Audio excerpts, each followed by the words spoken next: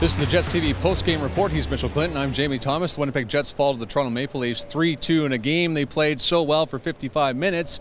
And Paul Maurice even said it was their best road game. So outside of the final result, Mitch, there's not a whole lot to be upset about. No, and of course the result hurts. I mean, you can see it on the faces of the players after the game. It was one that they really wanted. They came in, they played, they got the start they were looking for. Oftentimes in the first period, the shot differential hasn't been in the Jets' favor. It was 10-10 through 20 minutes. Jets had a 1-goal lead. And yeah, Paul Maurice said after the game, you know, they got touches on 2 of the 3 pucks that ended up in the back of the net. So they did a lot of good things. It's one of those results that's really difficult to park, but you have to do it. First back-to-back of the season as well. They've got another one coming up in Helsinki. Speaking of Paul Maurice, here's the Jets head coach. I liked our game, the first 2 periods for sure, and chunks of the third. Thought we played a real hard game, looked like we're supposed to look, and so that's a real encouraging sign. We couldn't close it out. We made 2 or 3 mistakes with the puck in our end of the ice, and that was the difference for us. But there'd be most of this game will be pretty close to our game. We did a lot of really good things coming off a game last night.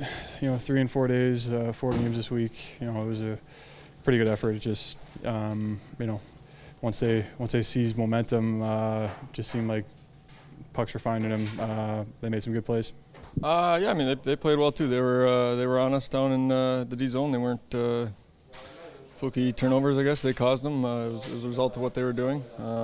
They forechecked hard and got on the puck, and we had a tough time breaking it out there from the back end. Yeah, it was like you said, it was a tough finish for us. I think we played really well for the first 50 minutes, and then, well, you got to be able to play the full 60 against that kind of team who has pretty good players too. They're gonna make us pay. So we just gotta play full 60 in the next games, and gotta learn how to play when we're leading. Patrik Laine began the night on the 4th line, but for the most of the evening spent time with Adam Lowry and Brandon Tanev. Overall, Mitch, what did you think of Laine's play? Yeah, one shift for sure stands out. Right after his penalty, comes out hard on the forecheck, creates a turnover, and then on the back check creates another turnover in the neutral zone, comes back, it's another scoring chance. Patrik will be the first to say he wants more than one shift to stand out, and you know he's working to try to improve that. And he'd also like to say, you know, he's getting chances, so that's a good thing, but you know Patrik, he likes to get the puck in the net to really feel good about himself, and maybe that starts to come against the Florida Panthers in Helsinki. Well, speaking of standing out, he will be standing out in Finland as the Jets travel to Finland next for back-to-back games against the Florida Panthers.